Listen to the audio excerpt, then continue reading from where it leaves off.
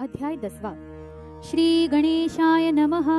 श्री सरस्वते नमः। श्री गुरुभ्यो नमः।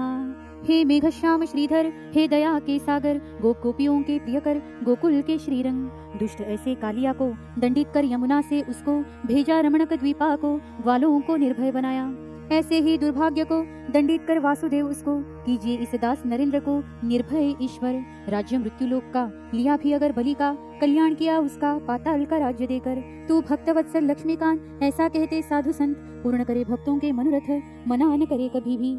ऐसा ही अपने वचनों को निभाइए ऋषिकेश उसको, नरेंद्र दास आया शरण को, अभय अपना दीजिए। पिछले अध्याय में किया कथन कामधेनु का लोभ धर्मन, जमदग्नि को मारे सहस्त्रार्जुन, हुई पृथ्वी निक्षत्रिय। इस अध्याय देखेंगे भविष्य पुराण। तारकासुर करे सबको परेशान, बालक द्वारा गए उसके प्राण, कमजोर किसी को न समझो। एक दिन नारद जी आए, ब्रह्मलोक के दर्शन पाए, ब्रह्मा जी के समक्ष प्रश्न लाए तारकासुर के विषय में। तारकासुर कौन, तब क्यों किया गहन, बालक क्यों बना मृत्यु का कारण, कथा वह बताइए। ब्रह्मदेव कहे मेरे मारीच पुत्र को कश्यप नामक पुत्र हुआ उसको। दक्ष राजा ने दी कश्यप को पत्नी रूप में 2 कन्याएं, उनमें से दिति नामक पुत्री को हिरण्यकश्यप एवं हिरण्यक्ष हुए उसको। उन दोनों ने त्रिलोक को किया परेशान। उनकी उन्मत्तता देखकर श्री विष्णु ने क्रोधित होकर किया दोनों का संहार। श्री विष्णु ने पुत्रों का वध हुआ, दिति को अपार दुख हुआ, उसने पुनः तप किया पुत्र प्राप्ति हेतु। फल प्राप्ति हुई तप को, वज्रांग नामक पुत्र हुआ उसको। दिति ने कहा पुत्र को तपस्या करने हेतु। कठोर तप सामर्थ्य से महापराक्रमी हुआ ऐसे, किया माता की इच्छा से देवताओं से युद्ध। तप बल सामर्थ्य द्वारा देवों का जीवन किया दुभल सारा, इच्छा जानने उसके द्वारा मैंने मिलना निश्चित किया। उसने कहा माता के कहने पर किया देवताओं का जीना दुभर, वास्तविक नहीं किसी से बैर इस जगत में, नहीं कोई अभिलाषा संसार में रमने की आशा। विवाह के लिए मन प्यासा, विवाह कराए मेरा। वरांगी नामक स्त्री से करवाया विवाह उससे, विवाह बड़े ठाट से मैंने ही करवाया। वज्रांग रमा संसार सुख में, देवता भी रहे शांति में, एक उपद्रवी शांत करने में सफल हुए थे। कुछ वर्ष बीतने पर वरांगी हुई गर्भवती समय पर, जो राज करे त्रिलोक पर ऐसा पुत्र चाहा, इसलिए कठोर तप किया, देवताओं से आशीर्वाद लिया, तारक नामक पुत्र पाया। तब वरांगी ने तपस्या की, तारकासुर ने प्रसन्न मुझे किया उसने। जब मैंने कहा वरदान मांगने, बोला किसी के द्वारा मृत्यु न हो। तारक से कहा मैंने जन्म लिया जिसने मृत्यु को पाना ही है उसने कभी ना कभी। इस सृष्टि में किसी के द्वारा नहीं मृत्यु तुझे प्राप्त होगी कहीं, मात्र भगवान शंकर से ही तुम बच नहीं पाओगे। भगवान शंकर का बालक बनेगा तेरा संहारक, शिवपुत्र होगा मृत्यु कारक, संभालना तारकासुर। तारकासुर सोचे ऐसे, स्मशानवासी शिवजी से विवाह के बंधन में कैसे बंधेगी कोई स्त्री। अगर विवाह को भी जाए एक बालक क्या बिगाड़ पाए, मेरी शक्ति के आगे ना टिक पाए, ऐसे उसे संभाल लूंगा। अपनी तामसी वृत्ति से उन्मत्त हुआ अहंकार से, उसके अत्याचार से देवता भी न बचे। उसके अत्याचार का कहर देवताओं का राजपाट लूटकर, दानवों का भय दिखाकर स्वर्ग से बाहर निकाला।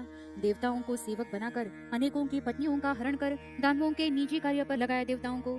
अत्याचार चरम सीमा पर जाए यह देख सभी घबराए, अंत में मेरी शरण आए शिकायत लेकर। आकर सभी कहे मुझसे बचाइए हमें इस अत्याचारी से, इसकी मृत्यु होगी कैसे, तारकासुर अंत बताए। मैंने कहा देवताओं से करो तुम प्रयत्न ऐसे, तैयार हो महादेव जिससे विवाह करने हेतु। उनसे जो जन्म लेगा वही मुक्ति दाता होगा, तारकासुर का वध करेगा यही बालक। कुछ हाल सहन करो, महादेव को प्रवृत्त करो, ध्यान धारणा से प्रसन्न करो उस देवाधिदेव को। यहाँ बोध यह है हर घटना का समय है, योग होना आवश्यक है किसी भी कार्य हेतु। इसलिए साई कहते श्रद्धा और सबूरी के चलते योग्य समय पर ही होते कार्य तुम्हारे। हमें होती है आतुरता, तुरंत मिले जो मैं हूँ चाहता, रुकने को तैयार न होता हमारा आतुर मन। श्री विष्णु के पास सभी देवों ने जाकर विष्णु जी को प्रसन्न कर आने का औचित्य बताकर सहायता मांगी। अंतर्ज्ञान से देखा विष्णु ने समाधि लगाई है, महादेव ने आरंभ किया है तप उन्होंने बहुत समय से। इधर सती का जन्म हुआ है, पार्वती नाम से करती सेवा है, निवास कैलाश पर ही रहा है शंभु महादेव के निकट। भगवान विष्णु कहे देवताओं से काम है यह भरा संकट से, फिर भी अवश्य है करना इसे त्रिलोक के कल्याण हेतु। देवों ने पूछा विष्णु से आपके मन की कहिए हमसे, न रुकिए किसी संकोच से, जो भी है स्पष्ट कहे।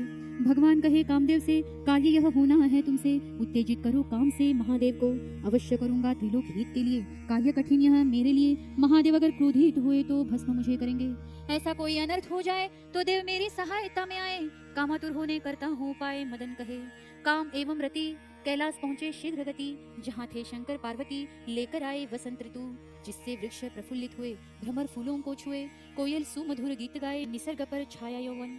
पार्वती नियम से अपने आई शिव की सेवा करने मनमोहक लगने निसर्ग के कारण। तब कामदेव ने प्रवेश कर प्रभाव डाला शिव के मन पर। शंकर पार्वती को देखकर कामातुर हुए। पार्वती को देखा नेत्र खोलकर, समाधि में विघ्न आया जानकर महादेव ने क्रोधित होकर देखा कामदेव को। समाधि भंग होने को कामदेव है जिम्मेदार इसको। तीसरा नेत्र खोलकर उसको जलाकर भस्म किया। देखकर दुखी हुए देवतागण रति ने किया रणकंदन। महादेव ने किया उसका सांत्वन, दिया आशीर्वाद। अगले जन्म में तुम्हारा वर प्रद्युम्न नाम से लेकर अवतार करेगा, शंभासुर का उद्धार श्री कृष्ण पुत्र होगा। जन्म लेते ही प्रद्युम्न को शंभासुर डालेगा सागर में उसको। मछली के पेट में जीवित उसको पाएगी एक दासी। यह दासी कोई और नहीं होगी, कामदेव की रति होगी। रति ही दासी होकर आएगी श्री कृष्ण अवतार में। द्वापर युग तक युवा रहेगी, मदन से उसकी भेंट होगी। रति फिर द्वारका जाएगी श्री कृष्ण की बहू बनकर। पश्चात रति हुई शांत, लौटे फिर अपने स्थान। पार्वती हुई चिंता मग्न इस प्रसंग को देखकर। नारद जी ने कहा समझाकर, तुम्हें करनी होगी सेवा निरंतर, प्रसन्न करने को योगेश्वर भोलेनाथ को। महायोगी विरक्त शंकर तपस्या से उन्हें प्रसन्न कर, तभी प्राप्त होंगे ईश्वर, भक्ति उन्हें अति प्रिय। पार्वती कहे नारद जी को, जैसे उपदेश देते संसार को, वैसे ही उपदेश दीजिए मुझको, शिव आराधना करूंगी। ओम नमः शिवाय 6 अक्षर का पाया मंत्र शिव जी का, जो है मंत्र महादेव का अति प्रिय। पार्वती लेकर आज्ञा पिता की, मृग चर्म और गेरुए वस्त्र भी सामग्री लेकर तपस्या की चली हिमालय की ओर। दीर्घकाल तप कर, ऋतुओं का ताप सहकर, निराहारी रहकर की तपस्या उसने। ब्रह्मा के पास पहुँचे इंद्र, तपस्या महिमा बताने देवेंद्र। विष्णु लोक पहुँचे ब्रह्मा एवं इंद्र, पार्वती महिमा कहने। विष्णु जी ने स्वागत किया उनका, प्रयोजन पूछा आने का। वर्णन पार्वती तपस्या का किया दोनों ने। सारे देव आए मिलकर, नंदी से मिले जाकर, आने का प्रयोजन बताकर आज्ञा मांगी मिलने हेतु। शिव जी से कहा नंदी ने, सारे देवता आए हैं मिलने, तारकासुर का वध करने आपका पुत्र आवश्यक है। शिव जी ने भेंट की सबसे, उनके वचनों को सुना ध्यान से। कुछ न बोले मुख से, पुनः समाधिस्थ हुए। देवता सारे विचार करे, शिव जी से कैसे वार्ता करे, किस तरह उन्हें राजी करे विवाह हेतु। देवताओं ने लगाई युक्ति, शुरू की शिव की भक्ति, प्रसन्न होकर दी सम्मति विवाह करने की। देवताओं को वचन देकर कहा जाए निश्चिंत होकर, विवाह होगा योग्य समय पर प्रस्थान करे। आभार प्रकट किया देवताओं ने, स्वर्गलोक प्रस्थान किया सबने। पार्वती की परीक्षा ली शिव जी ने सप्तऋषियों द्वारा। सप्तऋषियों को बुलाया, पार्वती तपस्या का वृत्तांत सुनाया। सप्तऋषियों ने शिव का आदेश पाया, निकले परीक्षा लेने हेतु। गौरी शंकर का स्थान जहाँ, पार्वती करे अनुष्ठान वहाँ। प्रकट हुए सप्तऋषि वहाँ, करने लगे प्रश्न पार्वती से। यह तप है किस उद्देश्य से, किसे प्रसन्न करना है इससे, पूछा प्रश्न पार्वती से सप्तऋषियों ने परीक्षा हेतु। पार्वती ने उत्तर में कहा, शिव जी की चाह मन में, पाना है उन्हें पति रूप में, इसी कारण यह तप है। ऋषियों ने पार्वती को बताया, जानकर शिव के अवगुणों को गिनाया। नारद ने तुमको उकसाया तपस्या करने, अनेक तरह युक्तिवाद किया, शिव जी पर दोष लगाया। पार्वती का निश्चय न डगमगाया, अनेक प्रयत्न करके भी। पार्वती का निश्चय देखकर सप्तऋषियों ने कहा, कैलाश जाकर ध्यान आपका ही निरंतर, इसमें कोई शंका नहीं। महादेव ने सोचा स्वयं जाकर, परीक्षा उसकी एक बार लेकर, पश्चात विवाह का निश्चय कर आगे विचार करूंगा। महादेव ने किया वेश परिवर्तन, पहुँचे जाकर तपोवन। आपका कहाँ से हुआ आगमन, पूछे उनसे पार्वती। ब्राह्मण कहे, मैं हूँ एक राही, युवती तुम यहाँ क्या कर रही, कठोर तप क्यों कर रही, उद्देश्य क्या तुम्हारा। शंकर जी पति रूप में चाहिए मुझको, हिमाद्री कन्या कहते हैं मुझको। गिरिजा उमा पार्वती इन नामों को धारण करती हूँ। दक्ष कन्या सती बनकर आई थी पूर्व में धरा पर, किया था मेरे पति का अनादर मेरे पिता ने, इसलिए यज्ञ अग्नि में दहन कर आई पुनः जन्म लेकर। शंकर प्राप्ति की अभिलाषा कर तप शुरू किया है। ब्राह्मण कहे, ठीक है पर विचार करो मगर, निर्धन अमंगल है शंकर, भोग रहित दिगंबर। गले में धारण करे सर्प को, व्याघ्र चर्म लपेटा शरीर को, राख मलता देह को, विष प्राशन करता वह। रहता अमंगल अस्वच्छता में, वास करता स्मशान में, घिरा नित्य भूतों में, जटाधारी भयंकर। विचार कर देखो जरा, पति ऐसा जचेगा तुम्हारा, योग्य निर्णय करो खरा, बाद में ना पछताओ। शिव निंदा सुनकर तुम तुरंत जाओ निकलकर, शिव निंदक हो ब्राह्मण होकर, जाओ मेरे समक्ष से। पार्वती क्रोधित होकर जाने लगी उठकर। ब्राह्मण ने यह देखकर हाथ उसका पकड़ा, उसने देखा चौंक कर, आश्चर्यचकित होकर, कौन है यह सोचकर, तभी प्रकट हुए शंकर जी। अत्यधिक आनंद हुआ पार्वती को, भूली तपस्या के कष्ट को, कहे मेरे प्राण मिले मुझको, धन्य हुई मैं जाती हूँ पिता के घर, मेरा हाथ मांगे आकर। शंकर कहे, मैं क्यों मांगू, आत्मा हूँ सभी की मैं, आप पुरुष हम प्रकृति हैं, जग कल्याण हेतु प्रकट होते हैं, सगुण रूप धारण करते हैं, इसलिए लीलाएं सारी आवश्यक। शंकर जी कहे, जैसा आप कहे, अभी हम यहाँ से जाए, पिता घर आप भी जाए, आता हूँ हाथ मांगने। सप्तऋषियों को बुलाकर हिमालय मैना के यहाँ भेजकर विवाह का प्रस्ताव रखवाया तत्पर पार्वती के लिए। स्वीकार किया माता पिता ने, शिव को सूचित किया ऋषियों ने, ऋषि गंधर्व किन्नर सभी ने निमंत्रण पाया। शिव जी ने गर्ग मुनि को बुलाकर विवाह का मुहूर्त निकलवाकर दोनों पक्षों के सभी को लगा फिर विवाह का तिलक। बड़े ठाट बाट से संपन्न हुआ शिव पार्वती का लगन। कई दिनों तक चली संलग्न विवाह की विधियां। तब सभी देव गए स्वस्थान को। शिव पार्वती पहुंचे कैलाश को। प्रतीक्षा करे सभी उनको पुत्र होने की। प्रदीर्घ काल निकलता चला, कोई शुभ समाचार न मिला। विष्णु जी सोचे भला क्या करे कुछ न सूझे। देवों संग विष्णु कैलाश आए एक दिन। शिव पार्वती थे क्रीड़ा में लीन। विष्णु बोले जोर से हे दया निधान। तारकासुर ने ग्रसित किया। क्रीड़ा बीच में छोड़कर शंकर आए बाहर निकल। पार्वती रही भीतर वीर्य स्खलित हुआ। पश्चात पार्वती बाहर आई, सारी घटना की जानकारी पाई। क्रोध नियंत्रित न कर पाई, दिया शाप देवताओं को। अब से देवता स्त्रियों को सभी संतति नहीं होगी कभी। स्वार्थ हेतु विघ्न अभी उत्पन्न किया क्रीड़ा में। शिव जी का वीर्य स्खलन अग्नि ने किया धारण। पार्वती ने शापित किया इस कारण भस्म करने वाले बनोगे। शंकर का तेज न हो सहन, विनती करे अग्नि नारायण। नारद ने देकर दर्शन, बताया कहाँ शिव तेज छोड़े। माघ महीने के प्रातः काल में कड़ाके की ठंड होती इसमें। बैठेंगी 6 कृतिकाएं आग तापने हेतु। अग्नि ने उनके उदर में छोड़ा शिव तेज गर्भ में। कुछ दिनों के बाद आया ध्यान में गर्भवती होने का। उन कृतिकाओं ने घबरा कर चुपचाप सरोवर में जाकर छोड़ा गर्भ पानी के भीतर। गर्भ अपना अपना 6 दिव्य गर्भ बहते हुए एक स्थान पर एकत्र हुए थे, एक दूसरे से चिपके हुए पूर्णतः। सबका मिलकर एक देह बना, 6 मुखों का एक बालक बना। देवताओं ने शुरू किया उत्सव मनाना षडानन जन्म के कारण। लाकर सौंपा शंकर जी को, अत्यंत प्रसन्नता हुई सबको। नाम क्या दोगी पार्वती इसको, सभी उत्सुक थे। सारे नक्षत्र देखकर नाम रखा सुंदर, उसका नामकरण किया कार्तिकेय। बाल लीला में मग्न हुए देव देवता एकत्र भये। शिव पार्वती आनंदित हुए बाल क्रीड़ा देखकर। इधर आकाशवाणी होती, कार्तिकेय को बनाओ सेनापति। देवताओं की लेकर सम्मति, तारकासुर वध हेतु। सभी देवताओं ने आशीर्वाद दिया, अनेक शस्त्रास्त्र प्राप्त किया। युद्ध का प्रशिक्षण दिया देवों ने कार्तिकेय को।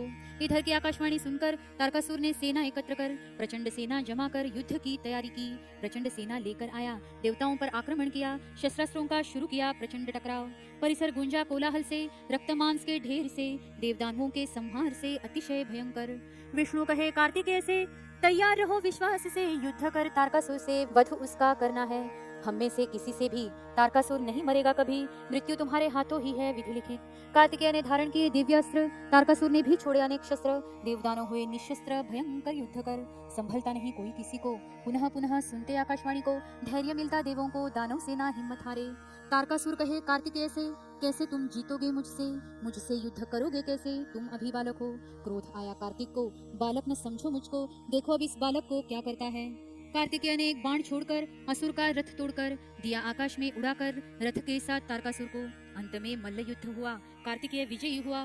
तारकासुर को पराजित किया शंकर पुत्र ने। जाकर बैठे उसकी छाती पर, दया याचना करे तारकासुर। मुष्टि का करके प्रहार यमलोक भेजा उसे। देवताओं को अत्यंत आनंद हुआ, कार्तिकेय का विजय घोष हुआ। बेल फूलों का वर्षाव हुआ स्वर्ग से देवताओं द्वारा। तारकासुर रूपी प्रचंड शक्ति का पराभव हुआ, बुरी शक्ति का परिहास न करे कभी किसी का, कमजोर समझकर। शेर को सवा शेर मिलता जग में, यह रखो हमेशा ध्यान में। ललकारे जो कोई तुम्हें, कम उसे ना समझो। हमेशा रखे नियति जग में संतुलित स्थिति। लगाकर सभी युक्ति, किसी को श्रेष्ठ न होने दे। समाज में है ऐसा दिखता, पराक्रमी बनकर कोई न रहता। छोटा सा बल भी उतारता अहंकार उस व्यक्ति का। सो सज्जन हमेशा रहे सावधान, गर्व का घर खाली यह जान। अहंकारी वृत्ति का नहीं हो जीवन स्वयं का। यह अहंकार आता अज्ञान से, अज्ञानता ईश्वर न समझने से। लगता मेरा मेरा कहने इससे अज्ञानतावश। अपना कहोगे जिस जिसको, संपत्ति संतति सत्ता शरीर को। ईश्वर ने ही दिया तुमको, हम कुछ भी नहीं। ईश्वर ने दी हुई बुद्धि का इस्तेमाल कर जियो उसका, जिससे कभी अहंकार का स्पर्श भी न होगा। इसलिए लो संतों का बोधात्म कल्याण का, उद्धार होगा जीवन का सर्वथा। यह लीलामृत ग्रंथ भक्तों को दिखाए पथ, यही विनती करे जोड़कर हाथ दास नरेंद्र। इति 10मोऽध्याय समाप्त। जगद्गुरु नरेंद्राचार्य महाराज की जय। सद्गुरु काड़ सिद्धेश्वर महाराज की जय। संत शिरोमणि गजानन महाराज की जय। आद्य जगद्गुरु रामानंदाचार्य महाराज की जय। सियावर रामचंद्र की जय। परम पूज्य कानिफनाथ महाराज की जय।